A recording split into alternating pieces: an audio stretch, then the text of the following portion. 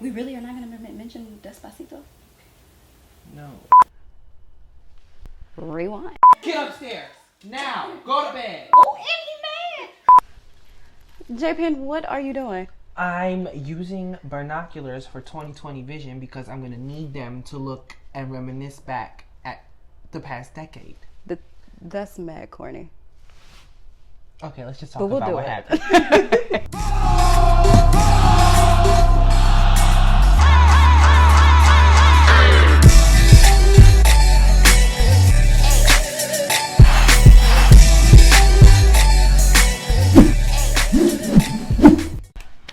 Welcome everybody. It's your host Sharíck LaMay and my co-host j.Pin. And you are watching the last episode of the decade. What? How did that happen? I don't know. It's a good thing. It went by. Yes. I can't. I'm dizzy. It's 2020 already. Okay, well, I'm ready for it. I like the 20s. Yeah. I feel like the years are gonna look a little nicer versus like the teen years. It's weird because we're 1900s babies. Yeah. That's weird to say, right? Like the 80s, the 90s. So are we gonna get to that point where we're saying the 20s now? And Are we gonna start saying the 20s? I didn't think about it like that. I guess so. The 2020. Insert Twilight Zone edit right here. But I'm so excited about this episode. So excited. Real quick, I want to shout out to Free Breakfast Apparel. You know, my little shirt says I said what I said. You said what you said. Why I wore this shirt a little bit later in the episode. So tune in and check them out.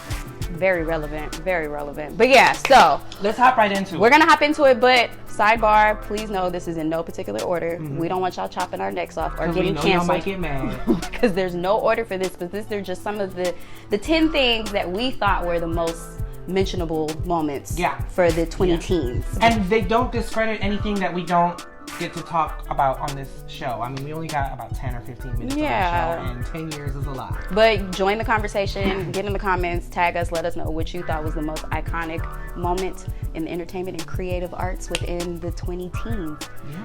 Ooh, weird. Okay, so I'm gonna jump into it. Okay. So this one, I want to mention it because I know you can probably take this and run with it because you talked about it a lot on Limelight. We want to talk about the MCU universe. Yes, the Marvel Cinematic Universe. Yes. We're talking about Iron Man. Yes, Avengers. Iron Man, the Avengers, Black Panther, Captain Marvel.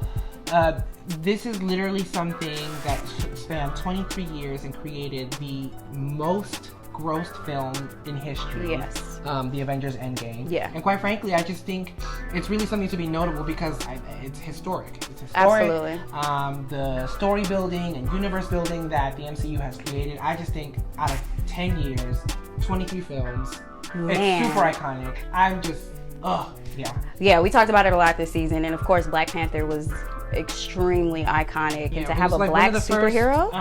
Superhero, like one of the first, or really I think the only film out of the MC universe to get all the awards that it got. Wow. Yeah. Shout out to Ryan Coogler, Town Business. Okay. Yeah. So yes, MCU, we thank you. Thank you, and thank you, Stan Lee. Amazing decade. Awesome. So then going into the next one, this is another huge, this person in general killed the game this decade. Of course, she had a show that did come out earlier in the 2000s, but because of the success of this show, she was able to come out with Scandal, How to Get Away with Murder, and they killed the game. Specifically, it was so iconic because you had Scandal, you had Olivia Pope, and you had, what was the Annalise Keating from How to Get Away with Murder. Black women leading network television shows. You haven't seen this before in the capacity, and they were amazing shows. All thanks to Shonda Rhimes. Queen Shonda, we love you. And then she's the top paid and woman in entertainment now. Black Girl Magic. Yeah. Black Girl Magic. Yeah, no, she did that, and I think even Viola mentioned that, thanks to Shonda, Annalise and Olivia Pope were the strongest women that television has ever seen, and I absolutely agree with that statement. And I think it also started a trend because you're starting to see more black female lead characters on shows, and then usher in the wave of like the Issa Raes, and you have all these new shows and content that's starting to come out where black women, black women, we are a force to be reckoned with when it comes to network television and producing and directing. So thank you, Shonda. That did amazing. Shout out to the 2010s for her. Next, that's my favorite. Baychella. Is it Baychella or Beachella? Because I say Beyonce, but they say Bay and J. And they say, but it's Beyonce. So is it Beachella? Y'all let us know. Yeah, I don't know. We've been trying to figure this out. Either way, Beyonce's performance at the Killed Coachella the gang. concert in 2018 was just, it was what it was, and it was amazing. First of all, it was the first Coachella performance to get a Netflix documentary. Say it again. The first performance to get a Netflix documentary, and that's because Beyonce did what no artist has ever done, was get the rights of all of the footage from her performance. And then she was the first Black female artist to headline Coachella. And y'all want to say Ariana got what? But Beyonce got. Okay, let's move on. Anyway, well, we just know, shout out to Beyonce. I, would say she had a very prominent career within the span of these 10 years. She has. We'll get to that a little later, but definitely Beachella, Baychella. However you want to call it. And the fact that she really brought out the culture of HBCUs. Yeah. Like, she really put a huge light on that culture, and I think that was amazing for everyone involved. It was amazing. I'm going to go watch it after this. We should. Let's do that. Okay, so next on our list. This one, not too happy, but it needed to happen. It needed to happen. It needed to happen. We're talking about the Me Too movement. Yes. And how it shook the entertainment industry, and then how it shook just the world or business as general, and how women are impacted. Yes, definitely. I would say the Me Too movement, especially all the women banding together and, shedding light on what we know. Really, we knew what was going on in the industry, and women being marginalized and subjected to, sexual misconduct and inappropriate behavior. We can go down the list of how many people got affected by the Me Too movement. Yeah. So it made waves. And it's not over. It's not over, but, it's made waves that are continuing to flow, and I think what it's doing is it's allowing people to finally get the courage to speak up. Yeah. And stand up for themselves. And making men more conscious. Absolutely. Men in the entertainment industry and in all industries, you have to be more conscious of how you move and what you say. You can't just say anything, or Me Too movement will come get you. Okay. So, moving on to the next, about boy Lil Nas X. The Old Town Road. Yes. Listen, he's gay, he's Black, and he's singing country music. And he has the he beat Mariah Carey for having the longest running #1 single. He beat out Mariah's One Sweet Day that featured Boyz II Men. And that was like one of my all-time favorite songs of and I was life. like, dang. And he did that. He did that. I'm not a huge fan of the song, but I gotta give it to him. I have to give it to this young man and just his story and how he bought that beat for like nothing, and he did something with it, and his confidence and how he gave back to the kids. Right. I think he had Ray Cyrus. Yeah, like he owned the last year for sure. And the fact that he beat out the Mariah Carey, like, come on now. Like, we have to say he had a killer moment in the 2010s. Yeah. Was he even alive in 2000? How old is he? I don't know. Probably. Yeah, maybe. Shout out to We're old. Oh my God. So the next one. Okay.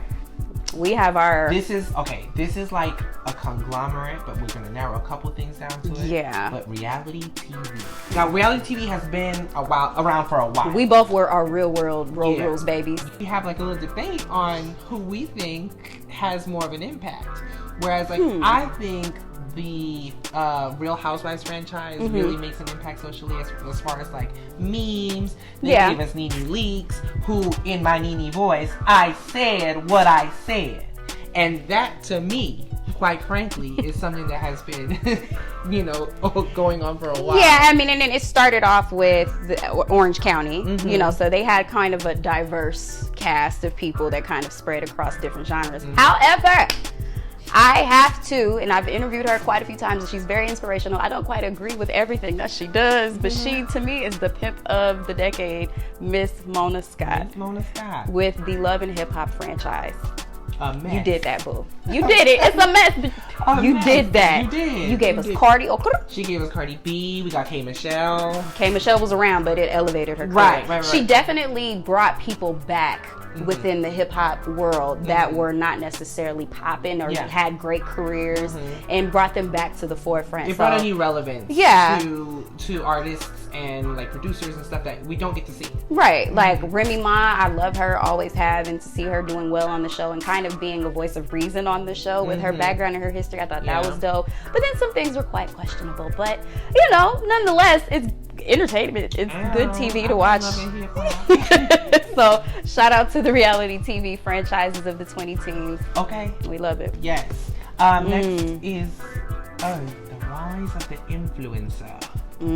Social media. Yeah. Instagram was born within this past decade. Oh my god. Can you believe that? I still have my very first Instagram post on my page. Oh, I deleted mine. I still have my very first one. I used when Instagram first started, I didn't post pictures of myself. I posted this thing called Daily Odd Compliments. And it was just the oddest. It was a compliment, but it wasn't even backhanded. It was just kind of like, did that even make sense? Okay. And then out of nowhere, Instagram turned into a platform that allowed people to create voices and get audiences and turn their social media into businesses and monetize that thing. Stars came out of Instagram. Absolutely. I mean, we mentioned Cardi B. Yeah, listen. And also death to Vine. Right. R.I.P. Yeah, sorry. Instagram had a major impact on this past decade, and it actually kind of helped Facebook because Facebook turned into aunties and grannies. Right. And now we have. I don't use Facebook. Like I said, Facebook turned into aunties and grannies. I say what I say. Social media, you're here to stay. Definitely. And it's kind of annoying, but at the same time, it has connected people. It has connected the world in ways that that's never happened before. Definitely. So. And all the challenges that have happened when it comes to the ice bucket challenge, the mannequin challenge, whether it be for social reasons or just to have fun. Like it brought joy to a lot of us. It also highlighted. Got us informed. Exactly. Yes, we saw things regarding mental health. We saw things as far as race war in different cities, how things are impacted in different cities that we would probably never see the news for. Exactly. And it created a voice for people. Definitely. Absolutely. So I wonder what's going to happen in the 20s. You know, I don't know. I want to see, I'm really excited to see how social media is going to evolve. Yeah. Because it has to. I have a theory that right now social media has plateaued. So it's not declining. Instagram has plateaued. So it's going steady. It'll be steady for a while, but there is something coming. We need to get in and invest. So the next one. We talked about social media. We have to talk about this show did a lot. Okay, so one of my FX favorites. introduced Pose to the world. I mean, this is the first running TV show that had transgender actors and actresses leads. Running a show. And they got approved for their greenlight for their third season. And I think people didn't expect it to become what it became. I mean, it really became a cultural movement as far as conversations that needed to be had. I mean, me being part of the LGBT community, I learned so much about the 80s. The 80s and the AIDS crisis. Yeah, for sure. And ballroom in general. Because I was like, did that really happen? And people were like, yes. I'm like, what? Why are we just now finding out 30, 40 years later? Yeah. That's crazy. Because, and that's a social thing, like people hid that from us. Yeah. Because we've been marginalized, we've been oppressed. And I'm really thankful for shows like Pose. Because they definitely, I think they highlighted things that just need to be seen. People like to be seen in the trans community. And shout out to India Moore, who was in Queen and Slim. India Moore is doing her thing. Absolutely gorgeous. Oh, I'm sorry. Their preferred pronouns are they, them. They're, them. Yes. That's another thing we've been learning about within the 2010s. So, moving on. Okay. I kind of have a little sore spot about this one because I was trying to win tickets for a whole 2 years in a row and I never won tickets and I really wanted to go. And yeah, Hamilton was amazing, even though I didn't get to see it. I thought it's so funny to me how it became such a movement. Like, oh my gosh, I was like, what is Broadway? What is everyone talking about Hamilton? Lin-Manuel Miranda did his thing, and he created Hamilton universe within this cultural diaspora of urban meets Shakespeare, and it blew everyone away. I still haven't seen it, but I know it was good. You will. I will. But I want to see him, and I want to see Daveed Diggs, and yeah, like it did a lot for the community. And you know, theater is one of those things that's kind of been dying down. But I feel like once Hamilton hit, theater kind of got back up into the rankings. It introduced theater to a younger audience. Absolutely. That probably wasn't paying attention to it. Yeah. So it definitely was a breath of fresh air. For sure. For so theater. Yeah. In 20s, I'm gonna go see Hamilton. We should go together. Okay. We're gonna do that. Yes. Okay.